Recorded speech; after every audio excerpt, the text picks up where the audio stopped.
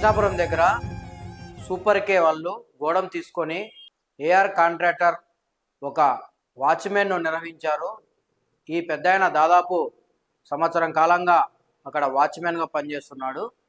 నిన్న రాత్రి అంటే నిన్న మధ్యాహ్నము ఈ సూపర్ కే వాళ్ళు ఆ గోడంను మార్చే క్రమంలో కొన్ని భారీ అంటే ఇనప వస్తువులు ట్రాన్స్పోర్ట్ చేసే క్రమంలో అంటే ఈ ఇనుప వస్తువులు ఒక క్రేన్ ద్వారా కానీ అలా ఈ ట్రాన్స్పోర్ట్ చేయాల్సిన ఈ వస్తువులను అంటే మాన్యువల్గా మనుషులతో ట్రాన్స్పోర్ట్ చేయాలని ప్రయత్నం చేసిన భాగంగా ఈ పెద్దాయన వాచ్మెన్గా బయట ఉండే పెద్దాయన్ని కూడా సహాయం కోసం లోపలికి తీసుకోవడంతో ఆ భారీ ఇనుప వస్తువును కిందికి దించే క్రమంలో ఆ ఇనుప వస్తువు పెద్దాయనకు తగిలి అక్కడే స్పాట్లోనే మరణించడం జరిగింది.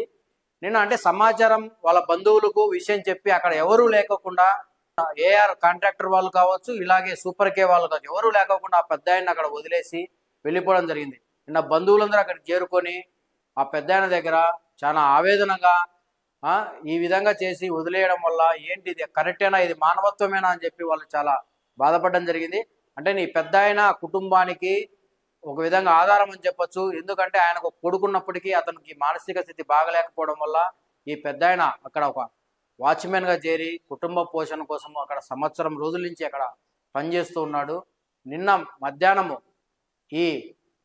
ఈ గోడంలో ఈ ఇనుప వస్తువులు ట్రాన్స్పోర్ట్ చేసే క్రమంలోనే ఈ ప్రమాదం చోటు చేసుకునింది. ఆ పెద్దాయన అక్కడికక్కడే మరణించడం జరిగింది. నిన్న బంధువులంతా అక్కడ చేరి మాకు న్యాయం చేయాలంటూ వాళ్ళు చాలా ఆవేదన వ్యక్తం చేశారు. మీడియాతో కూడా మాట్లాడారు. అసలు వాళ్ళు ఏమంటున్నారో మనం ఇప్పుడు విందాం.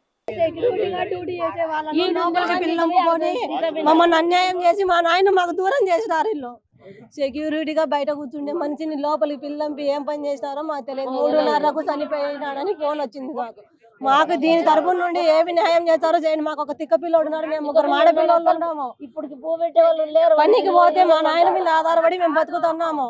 పనికి పోతే తిండి తినాలా లేకపోతే పచ్చి ఉండాలి. మేము ఇంకా ఏమి న్యాయం చేస్తారో చేయండి సార్. మరి మీరు మధ్యాహ్నం 2:30 గంటల ప్రాంతంలో యాక్చువల్గా అతను వచ్చేసి వాచ్మెన్గా పనిచేయాలా, వాచ్మెన్గా పనిచేసే అతన్ని వాచ్మెన్గా పనిచేయించుకోవాలి. కానీ వాళ్ళు ఏం చేశారంటే ఇక్కడ నుండి ఈ సూపర్ కే అనేవాళ్ళు ఈ స్థలంలో నుండి ఇంకో స్థలంలోకి సూపర్ కే షిఫ్ట్ చేస్తున్నారు.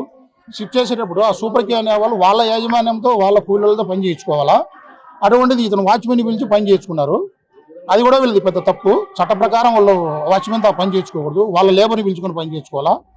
అది తర్వాత అదేం జరిగింది, మొత్తం ఐరన్ దాదాపు 4 టన్నులు 5 టన్నులు ఉంటుంది. వాళ్ళు సేఫ్టీగా ఏదో చైన్ బ్లాక్తోనో లేకుంటే చిన్న మొబైల్ క్రైన్తోనో దాన్ని మామూలుగా దింపుకోవాలా. అటువంటి అంత పెద్ద ఉన్న ఐరన్ బాక్స్ అంతని ఆ మెటీరియల్ను షిఫ్ట్ చేయబోతూ తాడు కట్టి తాడు తెగిపోయి అతని మీద పడిపోయింది. అతను ఇక్కడ కింద ఏదైతే ఇజాలు ఉన్నాయో ఎక్కడైతే పార్ట్స్ ఉంటుందో ప్రైవేట్ పార్ట్స్ పైన పడి అతను బ్లాస్ట్ అయ్యి చనిపోయినాడు.